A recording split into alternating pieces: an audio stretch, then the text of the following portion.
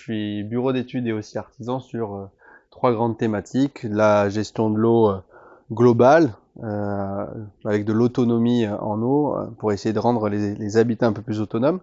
Et la partie assainissement, assainissement écologique, qui regroupe aussi donc les toilettes sèches, la mise en place de toilettes sèches, et aussi donc l'assainissement écologique, et aussi le filtre à broyat de bois, du coup, dont on va parler un petit peu, qui est un assainissement assez nouveau, on peut dire ça. Mais pour ça, on va reprendre un peu des bases. Alors, la réglementation, donc comme je le disais peut-être tout à l'heure, en France, il y a deux types d'assainissement, donc l'assainissement collectif et l'assainissement non collectif. Sûrement ça vous parle. Quand il y a le total égout qui passe devant chez soi, on est censé se raccorder au total égout. Ça, c'est la loi. Et en non collectif, du coup, on est obligé de mettre un système d'assainissement qui est individuel et qu'on doit mettre en place, quoi. Donc tu peux passer. Donc pour dimensionner un assainissement, on va parler d'équivalent habitant. Donc un équivalent habitant, en fait, ça représente une pièce principale en France, mais ça c'est pour du domestique. Pour de l'agricole, on va avoir des calculs de dimensionnement en fonction de ce qu'on va devoir traiter, en faisant des calculs sur de la DBO5 notamment. Donc c'est la DBO5, c'est la demande biologique en oxygène sur 5 jours. Donc ça en fait c'est une donnée qu'on va calculer, qu'on va estimer le nombre d'oxygène qu'ont besoin les bactéries sur 5 jours pour dégrader 60 grammes de matière organique. Donc voilà. Et donc comme je disais, un équivalent habitant correspond à une pièce principale sur du domestique. Et donc une pièce principale en France, c'est 2,30 m d'auteur sous plafond, une pièce minimum de 7 mètres carrés, avec une ouverture laissant passer de la lumière et permettant d'aérer, donnant sur l'air libre. Donc voilà, ça c'est comment on va dimensionner un assainissement sur du domestique. Et encore une fois, sur de l'agricole, on va avoir des calculs, mais je vous présenterai peut-être tout à l'heure un autre document sur ça. Donc voilà, c'était juste un petit rappel. Donc un équivalent habitant égale 60 grammes de DBO5 par jour. Donc après, on a les systèmes classiques. Enfin, de manière générale, on va avoir donc un pré-traitement, bac à graisse, mais c'est pas obligatoire. On va le mettre en place souvent sur quand il va être nécessaire. Imaginons on va avoir un labo ou une cuisine, on va devoir mettre où il y a beaucoup de graisse à traiter, donc on va rajouter un bac à graisse qu'on peut aussi dimensionner. Une filière de traitement adaptée au sol en place, et après il y a un rejet. Donc très souvent on va faire une infiltration des eaux usées traitées, ou sinon on peut le rejeter dans un milieu récepteur, mais on cherche à éviter ça au plus possible. Tu peux passer. Et donc du coup en France on va avoir deux types de filières, les filières qu'on va dire traditionnelles. Donc c'est des filières que vous avez peut-être déjà entendu parler, donc on va avoir des filtres à sable, il y a toujours une fosse toutes eaux, très généralement une fosse toute eau ou anciennement la fosse septique. Donc toutes les eaux vont aller dans cette fosse, généralement de 3000 litres. Et du coup, dedans, ensuite à cette fosse toute eau, il peut y avoir des filtres à sable, vertical ou horizontal, des tertres d'infiltration, des tranchées d'épandage. Ça, c'est les systèmes qu'on va dire traditionnels. Et sinon, en France, il y a des industriels qui ont agréé ou breveté leur système auprès de l'État. Et donc là, on va retrouver des filières compactes. Donc c'est des petits filtres noix de coco ou filtres zéolite ou autres, des microstations. Et le filtre planté a été une filière agréée, notamment par Aquatiris, mais il en existe plein d'autres. Mais voilà. Donc on peut, j'avais mis un petit lien, mais c'est pas très grave. En fait, on peut aller voir donc sur le site du gouvernement tous les filières qui ont été agréées par des industriels. Il y a un petit souci d'ailleurs avec ça, c'est qu'une fois que les filières agréées, des fois on se rend compte qu'elles marchent pas et elles sont toujours agréées. Et pour l'enlever de l'agrément, c'est très compliqué. Donc des fois, il y a des filières qui fonctionnent mal et qui sont quand même agréées et qui restent agréées. Donc les règles un peu d'implantation de l'assainissement, donc elles sont régies par l'arrêté du 7 septembre 2009 et par le DTU 64.1. Et du coup, donc on va mettre les systèmes à 5 mètres des habitations Est-ce que tu penses que c'est valable pour les labos aussi, du coup? Oui, Tout ouais, bâtiment, quoi. tout bâtiment. Ouais. 3 mètres des limites de propriété, 3 mètres des arbres, donc ça c'est pour éviter que les systèmes racinaires viennent détériorer l'ouvrage, et 35 mètres par rapport à un puits à destination de la consommation humaine. La partie traitement, c'est ce qu'on avait là-bas, ou c'est ce que tu as des ici, c'est ça en partie, quoi? La partie traitement, non, ici ça c'est un poste de relevage uniquement, et Le traitement, c'est vraiment donc voilà, donc là il y aurait pu avoir un pré-traitement avec un filtre, un bac à graisse, mais c'était pas nécessaire, quoi. ouais, Ouais, mais c'est ce que dit la norme. Donc ensuite en France, donc comme je vous le disais, donc il y a l'assainissement collectif et l'assainissement non collectif. Sur l'assainissement non collectif, on va avoir donc le service public d'assainissement non collectif, les SPANC, qui eux ont l'obligation de faire des contrôles et de vérifier si les installations fonctionnent. Donc il y a 3 types de contrôles, on va dire. Le contrôle de conception, c'est par exemple ce que tu as fait Alice, donc c'est une étude préalable au permis de construire. On fait appel à un bureau d'études, on fait une étude et le SPANC valide ou pas cette étude-là. Euh, Ensuite, on va avoir un contrôle du coup au dossier, au milieu des travaux et à la fin des travaux. Le SPANC doit vérifier chaque étape des travaux. Ensuite, il va y avoir des contrôles diagnostiques, euh, et les contrôles périodiques, généralement tous les 5 à 10 ans, ils viennent contrôler l'installation. Et les diagnostics, c'est sur de la vente, généralement. Le SPANC passe sur de la vente de biens immobiliers et il dit si l'assainissement est conforme ou pas. ça, c'est pour les expériences domestiques. Oui. Pas pour les expériences. La maison a été demandée parce que en plein milieu des travaux, effectivement, celui qui était à la pelleteuse, tout ça, il appelle le SPANC. Je lui ai dit, bon, je vous fais confiance au boucher parce qu'il est en vacances. Finalement, il n'a pas aidé. Ouais. Il vaut mieux aussi prendre des photos, peut-être, si Oui, voilà, c'est ça. Ouais. Prendre des photos de l'ouvrage et des installations le plus possible. Pour être sûr que ça s'est bien fait dans les règles de l'art. Plusieurs types de polluants on va retrouver dans l'eau. Donc des polluants organiques, donc tout ce qui est carbone, azote, phosphore. Donc voilà, ça c'est les excréments, l'urine, le fumier, le lisier. Les oxydables, c'est-à-dire la présence d'oxygène de bactéries sont capables de les dégrader et de les transformer en minéraux. Donc voilà, ça c'est les pollutions organiques. Elles sont oxydables. Donc les bactéries les dégradent en présence d'oxygène. Ensuite, on a des pollutions microbiologiques. Donc chargées d'excréments, les eaux usées sont riches en micro-organismes pathogènes. Donc voilà, c'est dans le caca, quoi. Et principalement dans les faciès qu'on va retrouver ces éléments pathogènes. Donc là, ils sont traités par la concurrence bactérienne dans le filtre planté, par exemple ici. Il va y avoir tellement de bactéries que les mauvaises bactéries, entre guillemets, vont être concurrencées et vont être dégradées.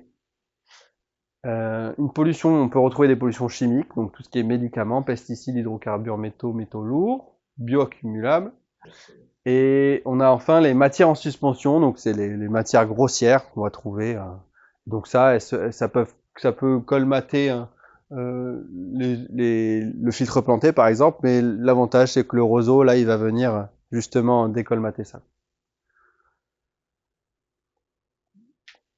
Alors, je fais un petit point sur les eaux ménagères. Parce que justement, quand on est en toilette sèche, on n'a que des eaux ménagères à traiter, donc on a beaucoup moins de pollution qu'on a pu voir avant. Donc il y a moins d'azote, il y a moins de bactéries, enfin il y a moins de pathogènes.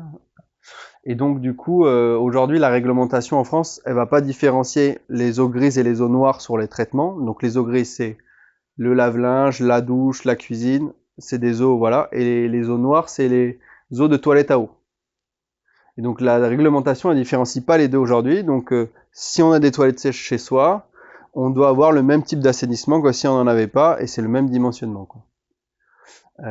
Et du coup, il y a un document qui a été publié qui permet de l'AFNOR, qui a permis de faire des petits abattements en fonction de si on a des toilettes sèches ou pas. C'est-à-dire que dans une habitation, on a des toilettes sèches, admettons, on a le calcul de dimensionnement, on est tombé à un nombre d'équivalents habitants, ben on va le multiplier par 0,6 pour réduire un peu le dimensionnement, quoi.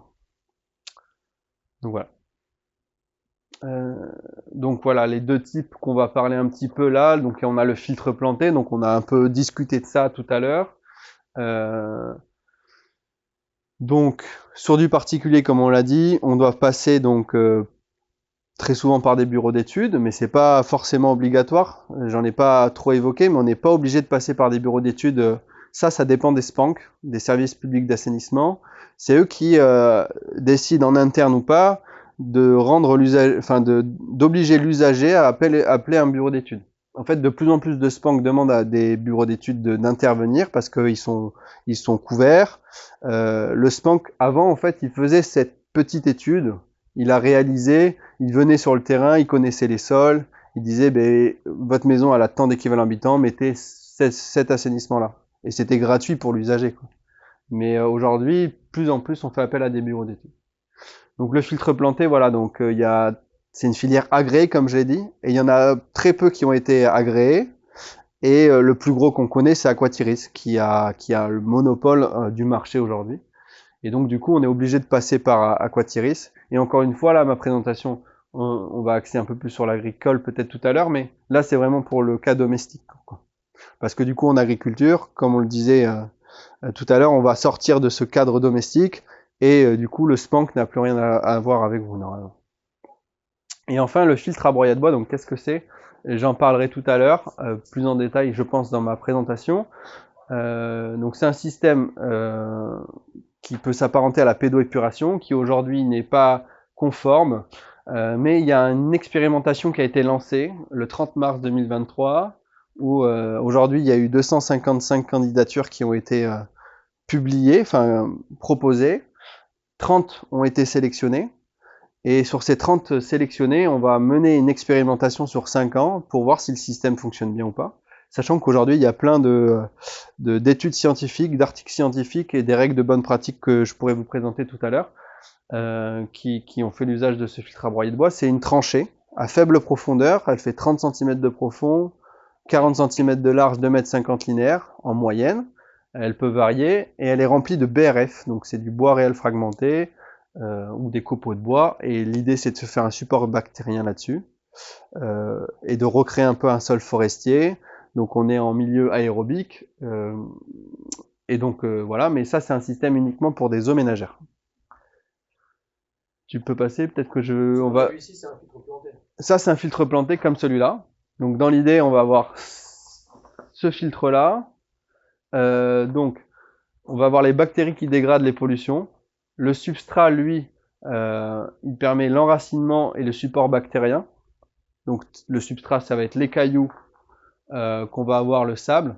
Donc lui, il fait support bactérien et il permet l'enracinement des roseaux.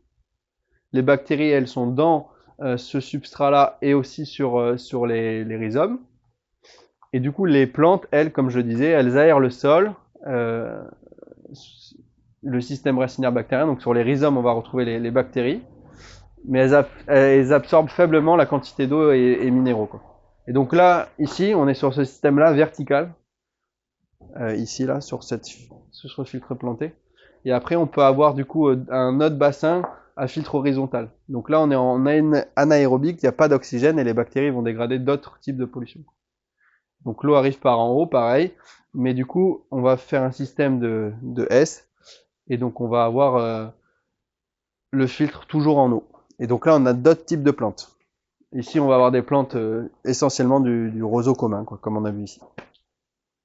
Et c'est vrai que c'est le bureau qui le propose en fonction des effluents, l'un ou l'autre, ou c'est quoi Je sais pas si j'ai mis après sur les deux types de filtration, voilà. Donc le premier qui est vertical, donc les bactéries minéralisent les pollutions organiques et les transforment en azote. Donc là, voilà, c'est tout ce qui va être pollution organique qu'on a vu précédemment. Elles vont le minéraliser et le transformer en azote.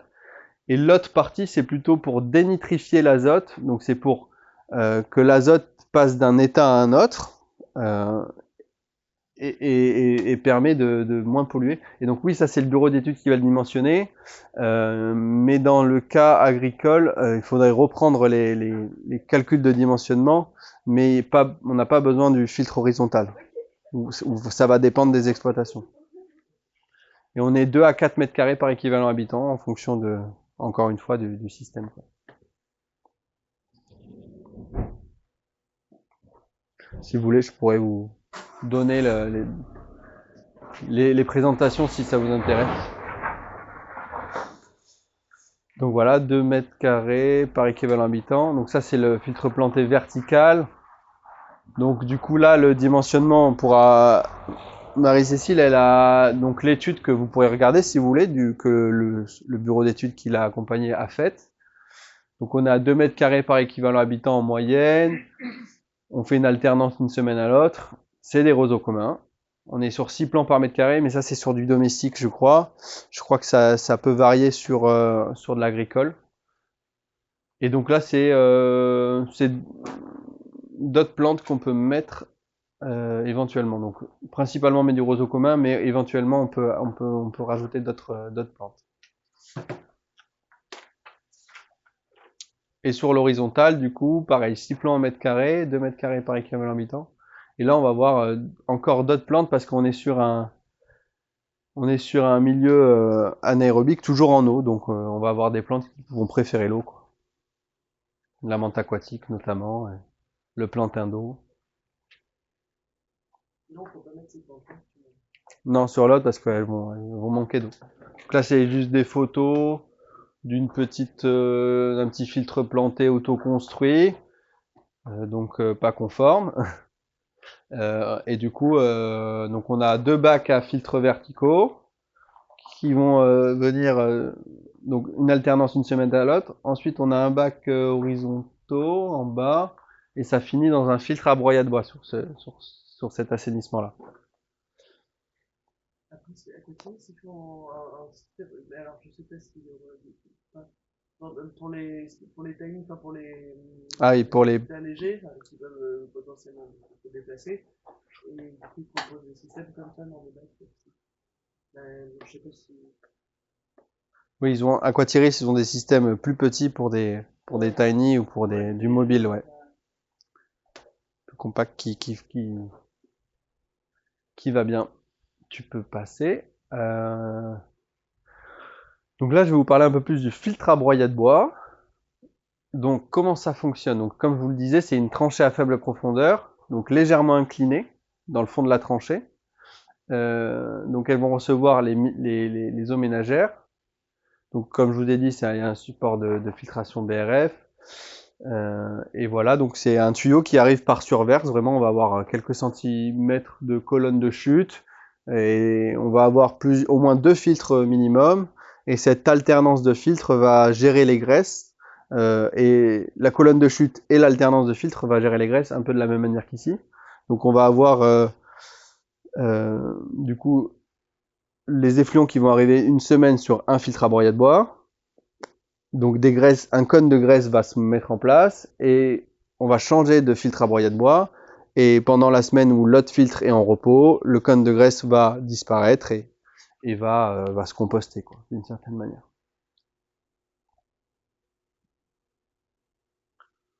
Donc pas de bois traité ou exotique en filtre à broyat de bois. Donc là on a un peu un panel. On va éviter donc les extrêmes. On va éviter la sciure qui va très vite se colmater et se décomposer rapidement. On va éviter les bûches. Voilà, on va être plutôt sur un calibre grossier 20-40. C'est pas trop mal. Voire un peu plus. C'est des tranchées ouvertes. Je crois qu'on va, si tu passes la prochaine diapo ou une autre, voilà un peu l'exemple qu'on pourrait avoir. Donc le dimensionnement ici c'est 1 mètre carré par équivalent habitant. Donc une tranchée ici représente 1 mètre carré à peu près. Donc comme je vous le disais c'est 40 cm, 2 mètres 50 et 30 cm de profond. Ici donc là on va dire que c'est pour un 5 équivalent habitant. Donc c'est des tranchées à ciel ouvert. Il n'y a pas de pré-traitement obligatoire. On va avoir un regard de collecte au pied du bâtiment et des regards répartiteurs. Et toutes les semaines, on va venir faire l'alternance des filtres. L'avantage de ce système, donc il est peu coûteux, il est écologique, c'est juste quelques tuyaux et des regards béton.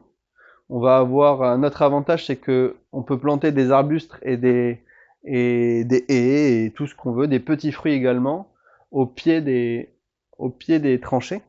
Et on va pas avoir de risque comme l'autre assainissement, où les racines vont venir boucher les tuyaux ou dégrader l'ouvrage parce que les tuyaux sont par surverse et donc les racines vont pas remonter.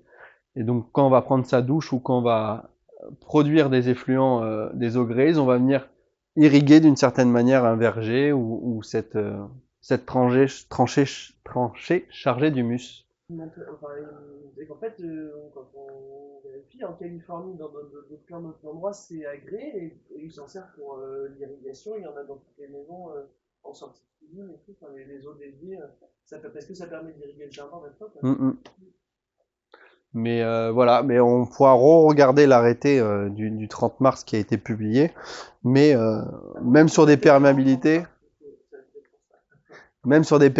faibles, on peut mettre en place un assainissement de ce type. Aujourd'hui, on va voir où l'expérimentation mène, quoi. Mais donc, Parce que moi, je n'ai pas compris que du coup, ça c'est pas trop autorisé pour non, je sais pas si sur la prochaine diapo je parle un peu plus de la réglementation, mais peut-être pas. Donc je vais en parler maintenant. Les effluents, si c'est des effluents agricoles, du coup, on n'est pas obligé. Voilà. On n'a pas des systèmes agréés parce que c'est pas les mêmes dimensionnements, c'est pas les mêmes charges polluantes, etc. Donc c'est forcément un système qui est sur mesure par rapport à ce qui se Voilà, on sort un peu de ce cadre-là. Donc là, le filtre à broyat de bois, aujourd'hui, il n'est pas conforme, sauf si on a candidaté et on a été sélectionné par France Expérimentation. Donc les 30 installs qui ont été sélectionnés, elles, sont conformes. Aujourd'hui, il y a quelques SPAN qui sont un peu ouverts à ça et qui commencent à accepter et faire des dérogations internes et qui commencent à accepter le fait que on peut composter les matières fécales et les urines et qui comprennent le système. Et c'est pas un système qui sort de nulle part. Il y a plein d'articles scientifiques, comme je vous le disais, ils ont fait des tests en colonne en laboratoire. Enfin, c'est très poussé et aucune filière d'assainissement ont été aussi poussées. Et donc, la différence quand même de base, c'est que le système là, qu'on a vu ici par exemple, c'est des cailloux et du sable, donc c'est quelque chose qui est durable. Alors que du broyat de bois, on voit bien que ça va se transformer chimiquement. Mais alors, ça peut aussi être encore mieux. Quoi, ça va se composter. Voilà, c'est ça, donc soit on vient curer, on utilise ce BRF au jardin. Donc en fait, il faut le changer régulièrement. Quoi. Voilà, soit on vient curer et on met du nouveau, soit on en rajoute tout simplement dessus. Il diminue, il va diminuer en fait le BRF, il va se composter. Et donc, après pour répondre, pour compléter ce que tu dis, c'est que le BRF, c'est un déchet un peu aujourd'hui, même si de plus en plus il est vendable et c'est une mine d'or. Mais à la base, c'est un déchet. Que les cailloux, faut les extraire, faut les laver, faut les trier. Et donc, ça demande quand même beaucoup plus d'énergie à produire, quoi. Pour la production. Au début, ouais. Je croyais qu'en fait, il fallait changer les cailloux. Non. En théorie, on les change pas si les roseaux font leur rôle d'aération. Et le broyat, tu sais, j'imagine que ça dépend de comment on utilise son assainissement, mais il faut changer souvent. On vient en rajouter une fois par an, voire plus, mais oui, on peut. Dès que ça commence à diminuer, on peut commencer à rajouter. C'est un peu chimiquement complémentaire. Le broyat de bois, c'est du carbone, et les affluents, c'est plutôt de l'azote. Donc carbone-azote, ça fait un peu.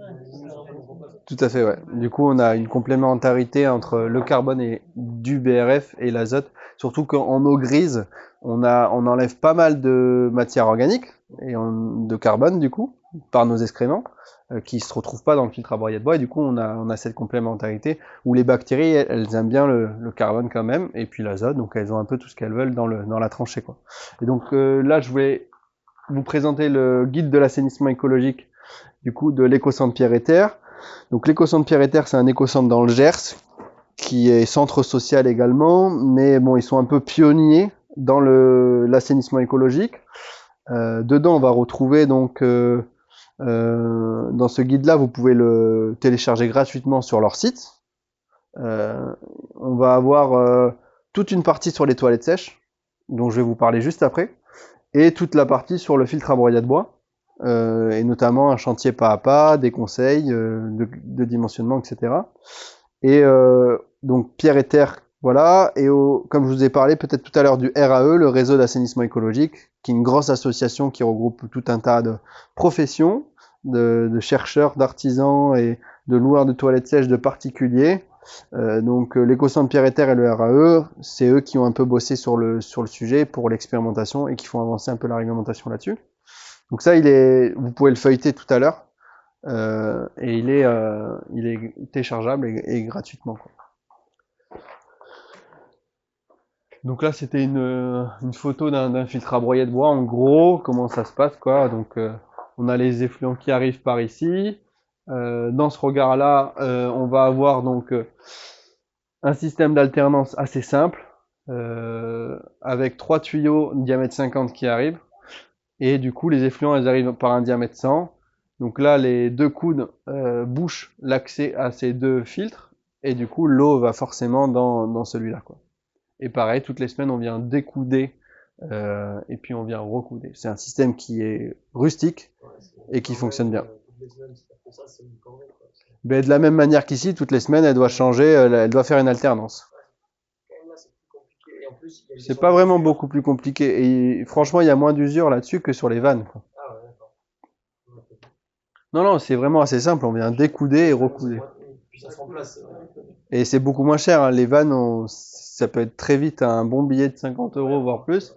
Et là, on est à 3 ou 4 € le manchon et le raccord, quoi. Et donc, du coup, après, ça vient par surverse, comme je vous le disais. On met une petite tuile là pour cacher le tuyau. Je sais pas s'il y a d'autres photos, peut-être après. Donc là, c'est une photo avec sur un chantier. Donc voilà, l'eau par surverse, une petite tuile par-dessus pour le cacher, pour le rendre esthétique. Mais voilà, dans l'idée, quoi ça représente. C'est en France? Oui, c'est en France. Mais il y a plein de... Oui, je connais. Des systèmes qui ont été faits comme ça, oui. Et en agricole aussi? En agricole, je crois que l'éco-centre Pierre et Terre a accompagné une chèvrerie sur un système comme ça pour traiter de la même manière qu'ici les eaux. Moi, il m'en avait parlé. Oui, qui ça? L'entrepreneur. Ah, il t'en avait pas. Il m'a parlé d'un truc à coco. Ah, ok, bah il connaît. Mais il faudrait que je le contacte, cet entrepreneur. Validé, machin, etc., c'est ça, c'est et que bon, il serait bien tenté de le proposer, mais que c'était compliqué. Ouais. Mais on a juste parlé sans que ça soit une... Mais je sais pas si on a une prochaine diapo. Bon là c'était de ce que je vous ai parlé, c'était la réglementation, tout un tas d'articles scientifiques du coup sur le filtre à broyer de bois. Donc sur l'éco-centre Pierre et Terre, vous allez voir et vous allez retrouver tous ces documents et en plus là je pense qu'il y en a d'autres en plus. Je sais pas si non je l'ai mis à jour je crois. Mais voilà, donc les études de l'INRAE en colonne sur le filtre à broyer de bois et la caractérisation des eaux ménagères. J'avais rajouté ces 2 petites diapos pour aujourd'hui, sur le cas d'ici par exemple. Donc mais après vous connaissez bien le petit lait, les eaux blanches, c'est assez... beaucoup de textes en plus, mais tout ça on en a déjà discuté. La gestion de ces effluents est soumise aux obligations réglementaires du règlement sanitaire départemental ou au régime des installations classées par la protection de l'environnement. Donc oui, ça c'est quand même assez réglementé également. Et du coup, le lacto, là, il partirait dans la chico, à part... Pour le filtre planté? Ouais, enfin oui, c'est ça. Bon, c'est interdit, mais qu'est-ce que ça créerait? Ça capoter le système? Non, le lacto... de quoi? Dans le filtre à broyer de bois? Non. Je pensais dans le filtre, enfin globalement dans le filtre. Mais là, il y a... Non, c'est pas le cas. Si tu mettais oui, là, t'as que les eaux blanches. Le petit lait. Oui, mais le lacto, c'est le petit lait. Non, ça, c'est toujours... C'est interdit, mais qu'est-ce qui se passerait en pratique si ça mais c'est très chargé. Ouais. C'est très, très chargé. On va venir faire une pollution des nappes. Okay. Parce que... mais ça ferait pas capoter le système. Peut-être que ça pourrait le colmater, il serait en difficulté quand même. Okay. Je pense que si tu envoies ton petit lait sur ton filtre planté, ils ont... Parce que ce que j'avais retenu, je me mélange peut-être un peu, c'est sur la chèvrerie qu'il avait fait avant la mienne, c'est qu'ils avaient eu des soucis parce qu'elle avait mis son lacto dedans. Ouais. Il a dit attention, je n'ai pas ton lacto dedans, ce qui n'était pas prévu. Et ouais. Mais voilà, 70 fois plus chargé que les eaux domestiques. Donc on va... la pollution plus que mettre en péril technique. Les deux. Parce que... c'est ça, c'est que du coup là, ils vont vraiment être asphyxiés d'une certaine manière. Les bactéries qui vont se retrouver dedans vont avoir du mal à dégrader, quoi. Voilà. Et par rapport à ça, au règlement sanitaire départemental, j'avais appelé la chambre pour avoir des Ouais. renseignements d'agriculture. Il m'avait dit qu'en fait, les effluents, ou les eaux qui sortent dans la de transformation, donc animale ou végétale, sont considérés comme des effluents agricoles, donc ils sont soumis à ces obligations réglementaires-là. Et en fait, on n'est pas forcément obligé de passer par un assainissement. Et soit on assainit, soit on les stocke, et du coup, c'est comme des effluents d'élevage ou des effluents. Il faut les stocker pendant au moins 4 mois, et après, on peut les épandre directement sur son terrain. Mais je Ça voulais peut vous montrer. aussi Attends, je être regarde, je cherche contre- un truc. mais ça doit comprendre quoi. Faut avoir une capacité de stockage pour Mon disque dur. Et un cahier les de formation. laisser, les laisser au 500 pour que ça se dégrade. Oui, ça c'est. Et puis après, pour les épandre, donc il y aura un vigilance. Mais c'est Et tout consigné. ouais, et tout consigné après. Bah, les trucs de fromagerie, oui, mais Comment ça fonctionne? de mon labo, Chez. ouais, ouais. Un peu de stockage, ça sent. Les effluents de brasserie aussi, Ouais, 2-3 ans. Je sais plus où est-ce que j'ai mis ça. faut le mettre loin. Mais bon, enfin, en tout cas, si j'ai une possibilité T'as réglementaire. pas distribué en cochon tout de suite. T'as pas dit d'être qui distribue. Non, non, c'est sûr, c'est pas forcément, c'est pour ça que souvent on choisit l'assainissement. Tu peux Mais, ça peut projeter être ça? Ah. Ah. Ça, Pourquoi? Je pense que je peux même confier sur désolé, je sais pourquoi il doit l'ouvrir. Parce que Ah, mince. Ok. Je voulais juste vous présenter un document qui ne s'ouvre pas, mais c'est pas grave. Je pourrais vous l'envoyer. Je trouvais ça très bien fait, et on retrouve justement tous les systèmes qu'on peut mettre pour faire tous les systèmes possibles pour les effluents agricoles, quoi. Et notamment, on retrouve donc le filtre planté, le stockage. Il y a des gros filtres à sable qui existent. Il y a de la boue activée aussi, le même système qu'on retrouve dans beaucoup de stations d'épuration. Donc c'est de l'oxygène qu'on envoie dans des gros bassins pour nourrir les bactéries. Mais on retrouve aussi le tumulus de compost, donc qui s'apparente un peu, je trouve, au filtre à broyat de bois. Et l'idée, c'est vraiment de mettre ces eaux agricoles, ces effluents, avec d'autres systèmes en amont, mais à la fin, ça termine sur une montagne de compost. Donc c'est l'idée quand même de base, un peu, ça retrouve l'idée un peu. Et donc ça fait partie des filières qu'on peut mettre en place. Mais c'est dommage que ça s'ouvre pas, je vous l'aurais bien montré. Et si tu peux passer, je sais pas si ça passe ensuite.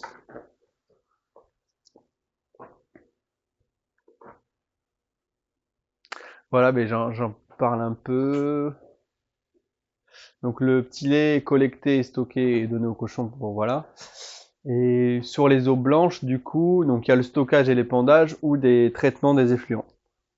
Donc le lagunage, c'est ok aussi. Donc c'est des bassins, c'est des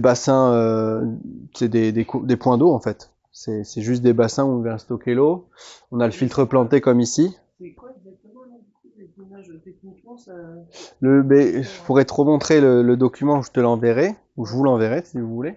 Je pourrais peut-être récupérer les adresses mail pour vous envoyer un peu de la présentation. Mais ouais, c'est la succession de mares, enfin de mares. C'est assez conséquent, il y a un dimensionnement assez conséquent, il faut beaucoup de place, mais c'est des plans d'eau et on fait une succession de plans d'eau comme ça. Et on vient faire un lagunage du coup. Ouais, ok, mais c'est quoi la différence? Parce que tout à l'heure tu nous disais, ou enfin, on va Ouais. voir ça après si tu préfères, mais tu nous disais que ce qui évoquait, apparemment je me rappelle plus, on de récupérer les eaux en toute fin dans un bassin, Oui. notamment pour utiliser pour l'irrigation après. Si ça sort d'une phytoépuration, ce sera priorité autorisé, mais en si, avec des autorisations tu peux, mais le lagunage je crois que c'est 3 bassins en succession, mais après il y a quand même une sortie des eaux quoi, et que ça continue son chemin. Mais il faudrait qu'on regarde plus les documents techniques.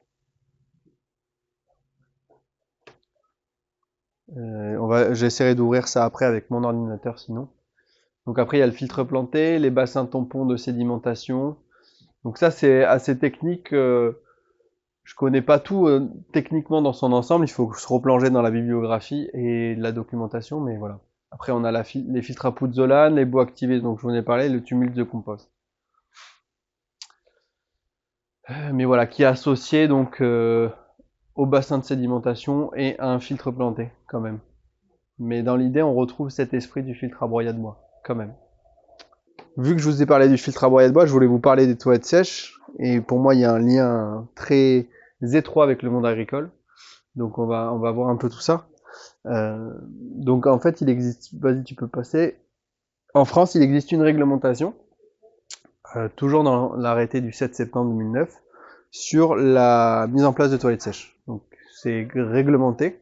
Donc il y a quelques conditions. Elles doivent pas générer aucune nuisance pour le voisinage, donc visuelle, olfactive, etc. Aucun rejet liquide en dehors de la parcelle et aucune pollution des eaux superficielles et ou souterraines. Donc les conditions de mise en œuvre, elles sont sur 3 principes. Donc l'installation d'une cuve étanche recevant les matières fécales ou les urines. Et quand on dit étanche, c'est pour éviter le ruissellement justement. Donc c'est pas forcément une dalle étanche comme on l'entend. La mise en place d'une aire étanche conçue de façon à éviter les écoulements. Donc c'est ce que je disais juste avant.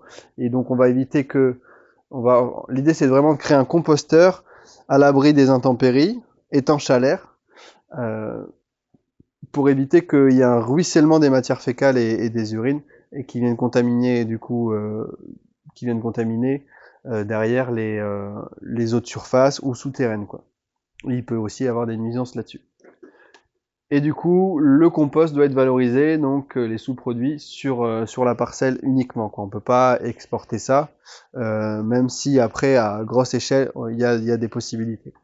Ça c'est la réglementation pour le particulier, quoi. Donc là c'est de l'arrêté que je vous ai mis, mais que je vous ai expliqué, mais on va pas le relire.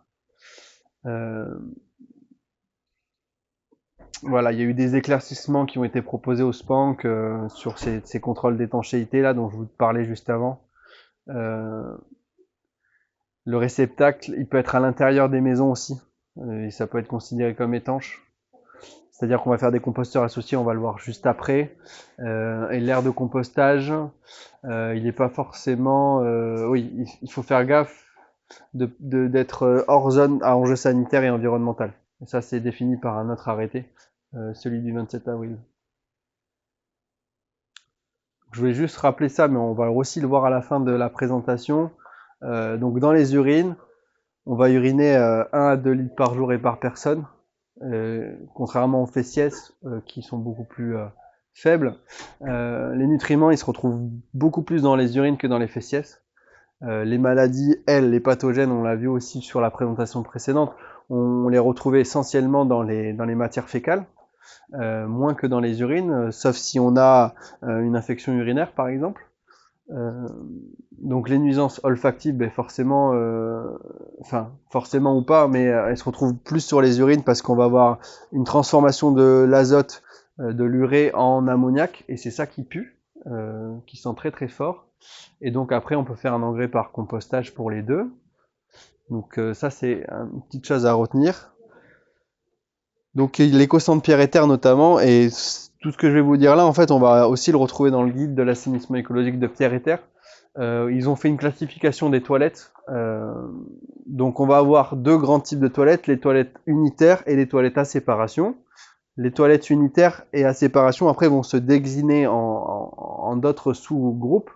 Donc en gros, l'idée de la toilette classique, ce qu'on retrouve sur les festivals, souvent, ça va être ça, hein, c'est une toilette avec le tout venant, on met un peu de sciure dedans, et ça après on va le composter, donc tout y va. Mais aujourd'hui on peut avoir des systèmes avec des composteurs associés, donc soit sous le bâtiment, soit contre le bâtiment, et du coup on n'a plus de vidange à faire, et tout va se passer dans le composteur, quoi. Concernant la séparation, c'est un peu le même principe, quoi. On peut avoir du coup un composteur à l'extérieur et une séparation et des urines qui vont du coup ailleurs, on le verra juste après, et pareil, on peut avoir des composteurs associés ou pas. Donc l'idée, hein, c'est quand on a des composteurs associés à nos toilettes, On peut séparer les urines, enfin ça va dépendre des cas et en fonction de si c'est un lieu public, si c'est du particulier, si on a envie de valoriser les urines ou pas. Parce que dès qu'on va mettre les urines dans le compost, on va avoir aussi, enfin c'est à la fois un avantage et un inconvénient parce qu'on va avoir un compost plus riche certes en nutriments, mais derrière on va créer plus d'humidité aussi quoi. Mais je vais vous parler un peu mieux de la séparation tout à l'heure. Donc ça, c'est un exemple de toilette sèche installée chez un particulier assez classique, quoi. Voilà, c'est juste un seau. On va avoir tout un type de toilette à séparation. Il en existe beaucoup, beaucoup, beaucoup. Donc on a aussi des urinoirs secs qui existent. Ça, c'est les urinoirs féminins. Vous avez peut-être pu retrouver sur des festivals notamment. On peut avoir des urinoirs en fait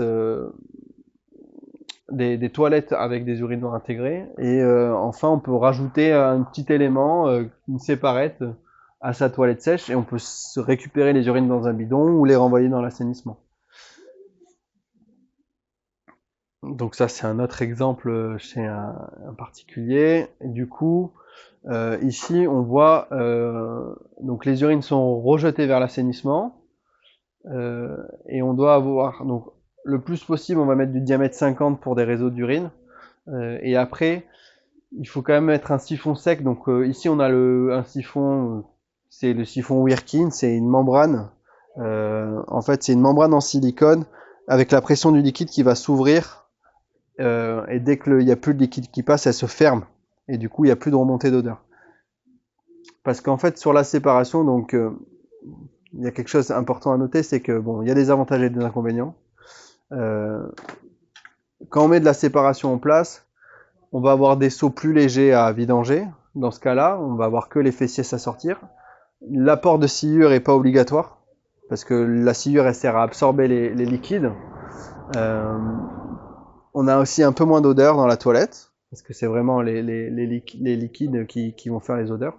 Les seaux sont plus légers, mais du coup, comme je le disais aussi, on va appauvrir un peu son compost et du coup si on le balance les urines dans l'assainissement, on perd un peu cet or jaune parce que du coup aujourd'hui il y a des travaux de recherche qui ont été faits sur l'urine en agriculture. Je vous en parlerai tout à l'heure, mais c'est un produit qui va devenir de luxe bientôt. D'autres types de toilettes, on a les toilettes à tapis.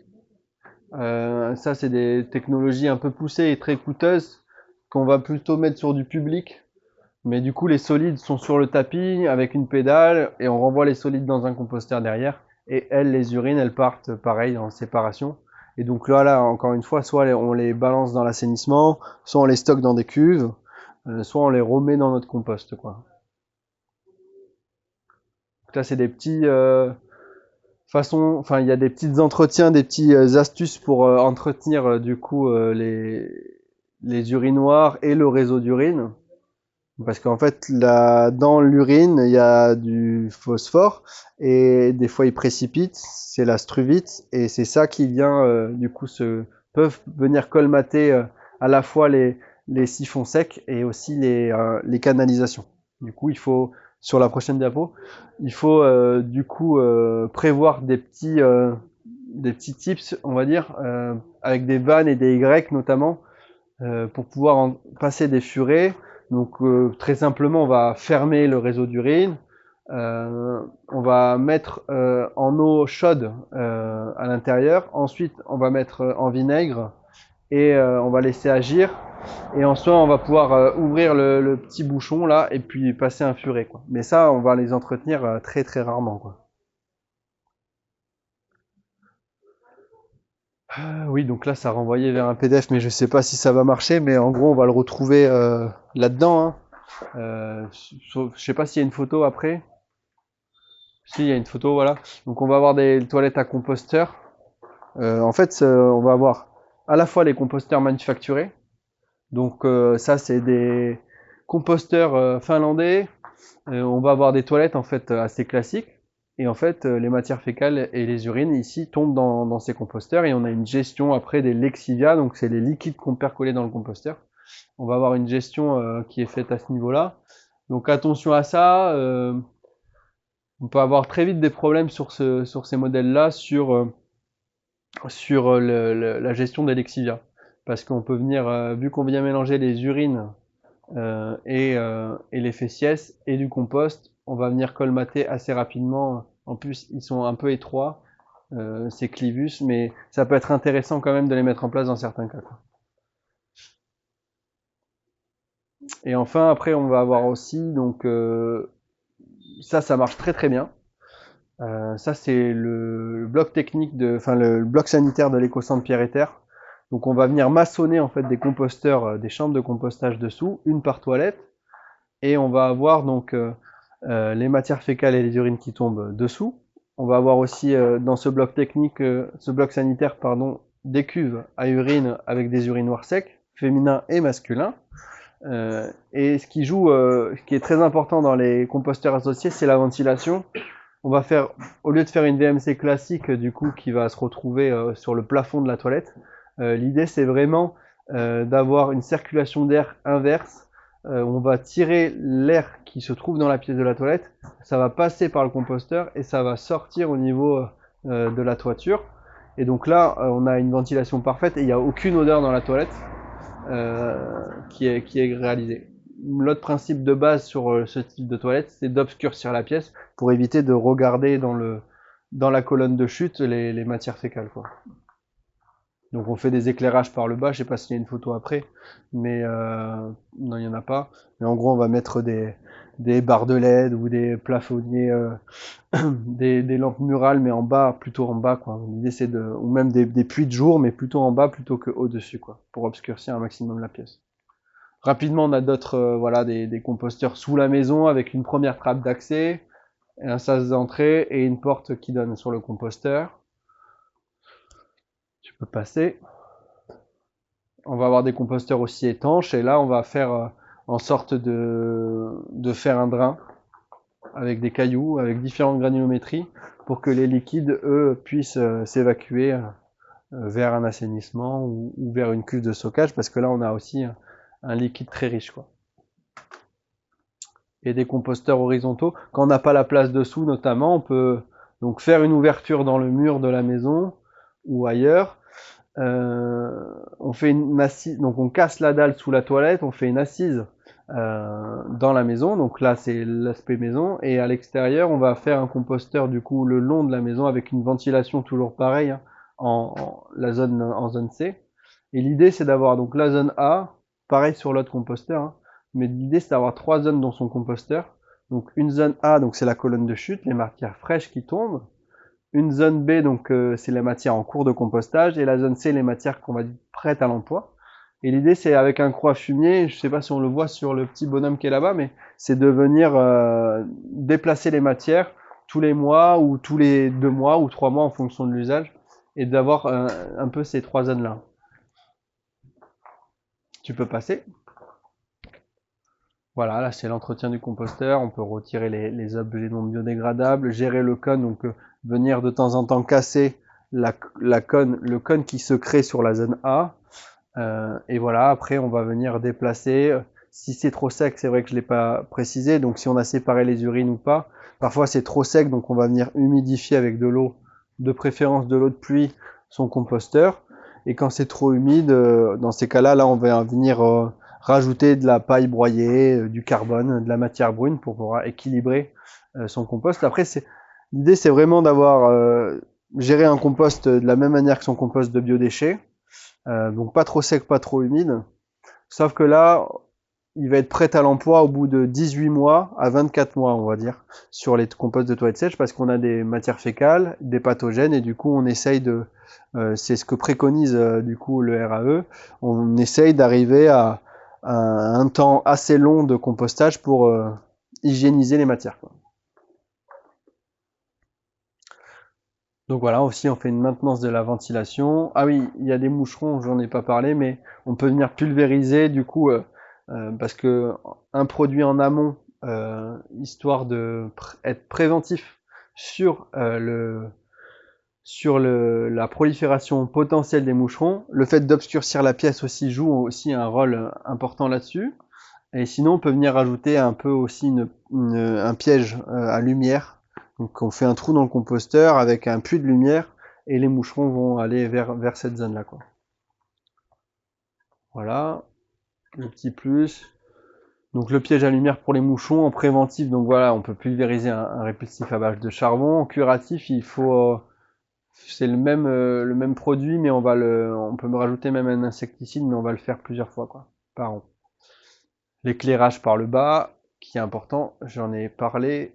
La ventilation aussi, ça c'est très important. On fait une ventilation au moins 90 mètres cubes heure pour un composteur comme ça. Sens inverse, voilà. Et voilà, les accès, avoir des accès assez faciles d'usage dans le composteur pour venir l'entretenir et le gérer plus facilement. Donc avec des bonnes trappes d'accès, quoi. Donc voilà, le stockage. Donc voilà, après sur des aires de compostage, on peut réduire le temps de compostage, mais c'est des aires où on va monter le compost en température, où c'est fait exprès, quoi. Mais pour du particulier, ou quand il est plus ou moins bien géré, on va dire, on est sur plutôt 1 an et demi à 2 ans, quoi. Donc voilà, 3-4 personnes, on est sur à peu près 3 bacs de 1 mètre cube, avec ces zones A, B et C, là, quand on est à l'extérieur. On va faire gaffe à l'implantation de son composteur aussi en fonction du ruissellement potentiel. Et en fonction du voisinage, des cours d'eau, des captages d'eau, pas trop loin de la maison, mais pas trop près non plus. Et sous un arbre, c'est pas mal pour l'été, pour pas qu'il se déchaisse trop vite, quoi.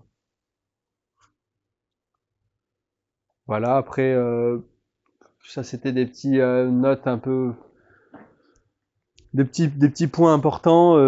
Voilà, plusieurs composteurs en contact avec le sol. Donc délimiter chaque composteur et qu'il soit fermé, éviter l'intrusion d'animaux et qu'il soit aussi étanche. Protéger des intempéries, on en a parlé pour éviter le fait qu'il soit lessivé par les orages. Une provision de paille à côté, c'est toujours bien pour pouvoir équilibrer justement. Nettoyage des outils, on va avoir des outils qui vont être dédiés au composteur. Voilà, et on pense à se laver les mains après manutention des produits, enfin du composteur, quoi. Voilà, après j'ai peut-être un triptyque là que je peux vous montrer sur ça.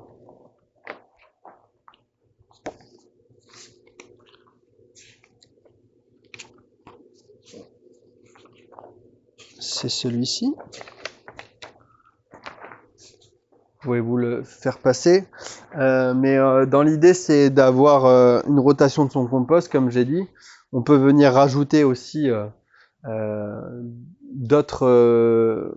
son compost de biodéchets, on peut le mélanger avec, mais on pense toujours à garder 1 an et demi, quoi. Donc on surveille le taux d'humidité. On peut faire le test de la poignée si on n'a pas peur de mettre les mains dedans. Et du coup, l'idée c'est d'avoir une éponge essorée. Et ça veut dire qu'on a un bon taux d'humidité dans son composteur, quoi. Et voilà, s'il est trop humide, il y a trop d'odeur. Et s'il est trop sec, il n'y a pas de dégradation et on se retrouve avec un tas de sciure en composition, mais qui ne se dégrade pas.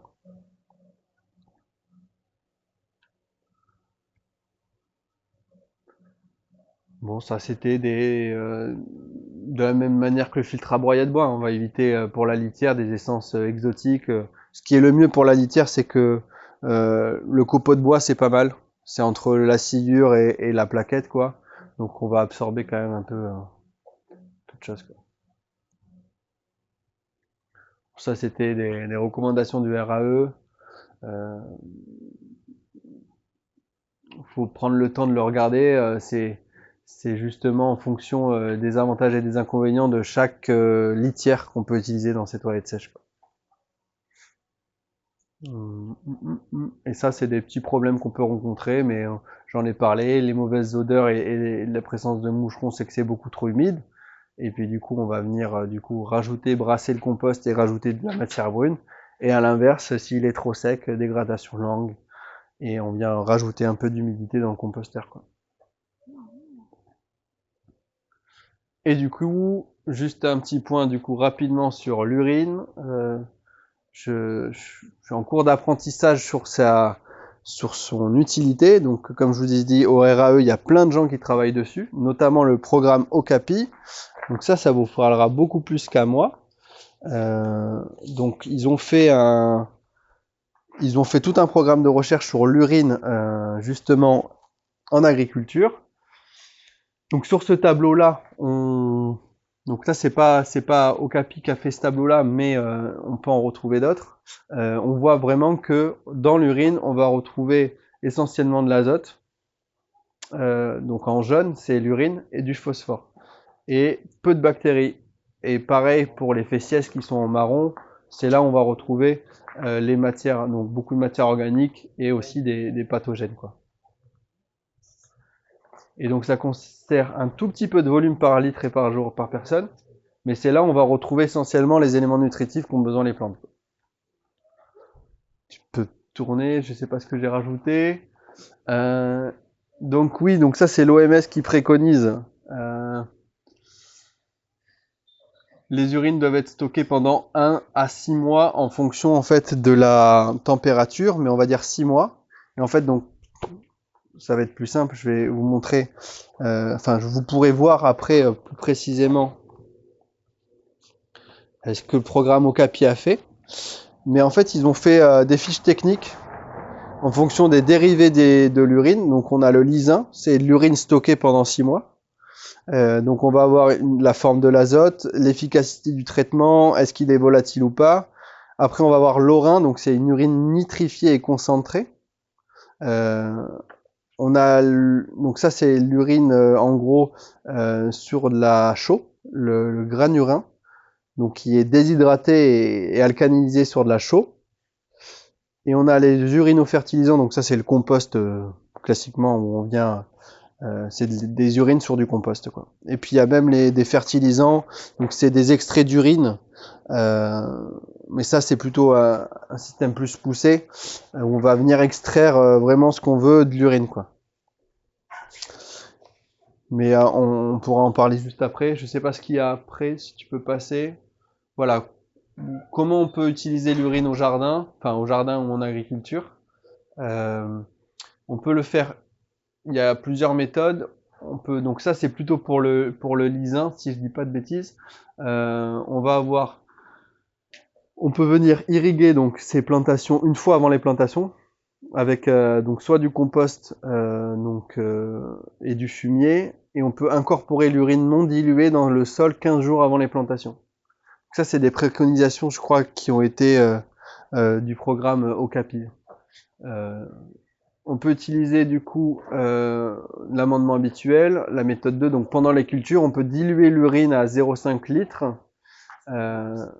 pour 10 litres d'eau, donc à appliquer 2 à 3 fois par semaine pour chaque mètre carré cultivé. L'urine doit être versée sur le sol et non sur les plantes elles-mêmes, du coup on va quand même, parce qu'elles peuvent contenir des pathogènes, donc on va faire attention à ça. Pour éviter le fait qu'elles soient volatiles, on peut verser des petites quantités, puis recouvrir les surfaces. Je pense que vous connaissez mieux que moi, mais il existe des engins pour injecter directement des fertilisants dans le sol et recouvrir par-dessus, quoi. Voilà. Et donc ça, c'était Okapi qui avait fait ça. La quantité d'urine à utiliser en fonction des plantes à cultiver. Donc on va avoir... je vous laisse regarder, hein, mais en gros, le nombre de litres d'urine à épandre par mètre carré en fonction des plantes qui ont été testées, quoi. Donc le programme Okapi bosse là-dessus, et ils ont même irrigué des champs de blé à côté de Paris. Avec de l'urine, ils ont fait de la farine avec, ils ont fait après des gâteaux, des pains et autres. Donc voilà, mais je crois que c'est tout, mais il y a rien d'autre après? Si. C'était les fiches d'urine, ouais, mais ça c'est pareil. Bon, après il y avait une vidéo, vas-y reviens avant. Mais bon, pareil, je vous la transmettrai, je pense que ça peut vous intéresser. Il y a quelqu'un qui a fait, c'est Renaud Dolouse, qui a écrit un livre, L'urine, l'or au jardin. Donc ça, c'est une petite vidéo que vous pouvez retrouver. Damien Descartes, ça doit vous parler, peut-être sûrement. Il a interrogé cette personne-là, donc il en parle beaucoup mieux que moi. Il est en train de créer une formation, la Renaud Delouze, sur Urocycleur, donc comment transformer l'urine et la valoriser.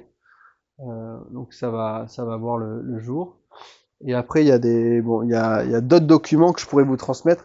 Mais voilà, j'ai plus ou moins fini, mais je voulais juste ouvrir le sujet sur l'urine, quoi, parce que il y a plein de choses qui existent et qui est en train de se mettre en place, et notamment la FNAP qui a fait une enquête auprès d'agriculteurs là-dessus, qui en est ressorti positivement, où la plupart des agriculteurs sont motivés, mais ils demandent un peu plus de renseignements sur les risques que ça encourt. Et puis il y a comme je vous ai dit, le programme Okapi qui bosse dessus, et certaines personnes qui ont fait des tests plus ou moins chez eux là-dessus, quoi. Voilà, j'ai plus ou moins fini, je crois. Si vous avez des questions pour... On dirait quand même que le top du top des l'évolution, c'est de revenir à la cabane au fond du jardin, quoi. C'est ça, mais je pourrais vous montrer des photos, mais par exemple, mercredi, je suis allé visiter le collège de Handaï, qui a été accompagné par l'éco-centre Pierre et Terre, où ils ont mis dans ce collège, c'est le premier collège en France où il y a des toilettes sèches. Et du coup, c'est des toilettes comme je vous ai présenté, avec des composteurs dessous. Il y a des urinoirs masculins pour les garçons et des urinoirs féminins pour les filles. Les urines sont collectées dans une cuve enterrée à 12 mètres cubes. Et aujourd'hui, ils sont en phase de réflexion de comment développer la filière et fermer cette filière. Parce qu'en gros, ils ont prévu tout ce qu'il fallait, mais ils savent pas ce qu'ils vont faire de l'urine. Ils ont des pistes aujourd'hui qui se développent, mais voilà, ils y travaillent. Quand on a envie, c'est compliqué d'en faire quelque chose facilement, quoi. Mais les stocker. Oui, mais... Et après, c'est les valoriser du coup. Et ça, c'est auprès d'agriculteurs que ça va se valoriser, quoi. C'est un peu riche. Oui, c'est un peu riche. S'il y a des choux, c'est bon. Du coup, pour les toilettes, comme tu dis, là, dans les collèges, là, ouais. Parce que sur le schéma, je n'étais pas sûr de comprendre, il y a quand même un accès ou c'est tout fermé comme ça là. Juste pour la méthodologie, pour entendre, est-ce que tu peux reformuler un peu la question? Ah oui, c'est vrai. Pour les toilettes dans le collège, les composteurs, ils sont fermés. Donc c'est la question. Et oui, c'est fermé, étanche à l'air, justement, pour qu'il y ait une bonne aspiration de l'air et qu'il n'y ait pas d'odeur dans les toilettes, dans l'habitacle de la toilette, quoi. Personne n'y a accès.